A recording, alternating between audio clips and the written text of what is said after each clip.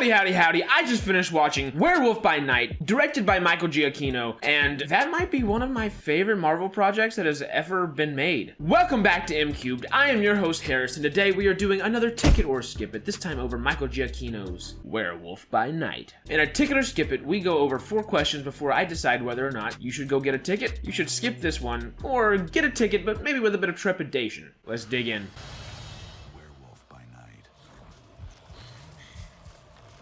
So our first question, was this TV special essentially fulfilling? Yeah, no. This was almost one of the most fulfilling things I think I've seen from the MCU. Phase 4 particularly. I wanted more from it, and not in a bad way. I am totally fulfilled, but in a way that I wanted more. I wanted to have my cake and I wanted to eat it too on this. I wanted maybe another hour.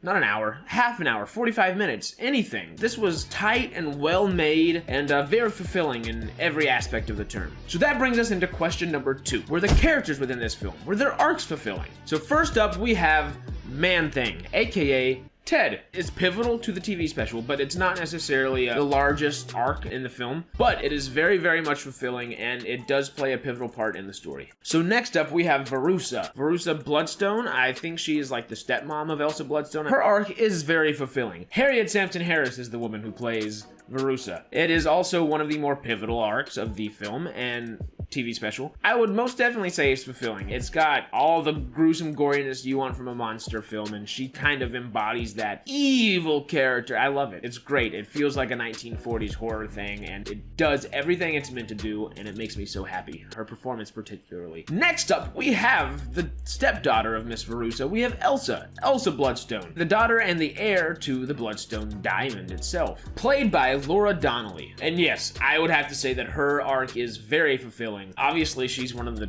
2 main characters probably of this whole TV special, and you can see why. She has a great arc, and it's leveled and layered like an onion. I really appreciate everything this performance brought, you know? Laura Donnelly really hits it out of the park here. Verussa and Elsa both, there's some tension there, and I really love the dynamic between these 2 in the TV special. And it's good tension. It really adds to the story, and it's truly the catalyst for what's to come. So last but not least, we have Jack Russell, played by Gael Garcia Bernal, I believe is how you pronounce that. His performance is excellent, and it's very fulfilling. I say his arc, of course, is the most fulfilling of the film because the TV special is about him and his character, the Werewolf by Night. And it's great. It's perfectly built up and sets up exactly where it wants the story to go, and it's well paced, it's well acted, well performed. Thank you, MCU, for adding Jack Russell to the roster. I'm excited for this character and to see where the character goes from here. So that brings us into our third question. Did I personally like this film / TV special? I thought the whole thing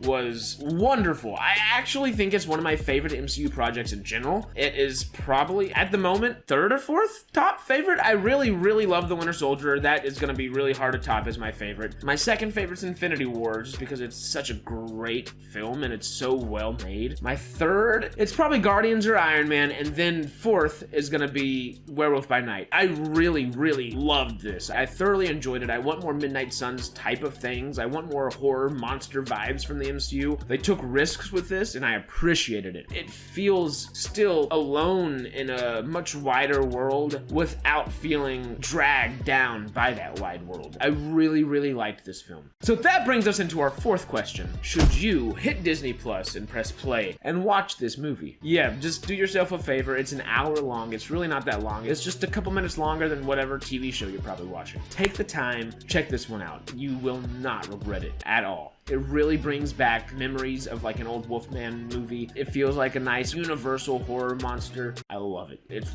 really well made, and Michael Giacchino did a wonderful job with this. With the score particularly as well. I mean, he's usually a composer, and you can definitely tell because he sets that mood right out of the bat. I love it. That leads us into, should you get a ticket? Should you skip it? Or should you get a ticket with a bit of trepidation? You know my answer. Get to your streaming service and start clicking. I really think this is worth it. Even if you don't watch MCU stuff, this is standalone, and it feels like an MCU Phase 1 project. So, ticket. And while you're at it, tell me what you thought about it down in the comments. Where are your thoughts at on this project? Hit that like, hit the subscribe button, hit that notification bell, and I will see you in the next Ticket or Skip It.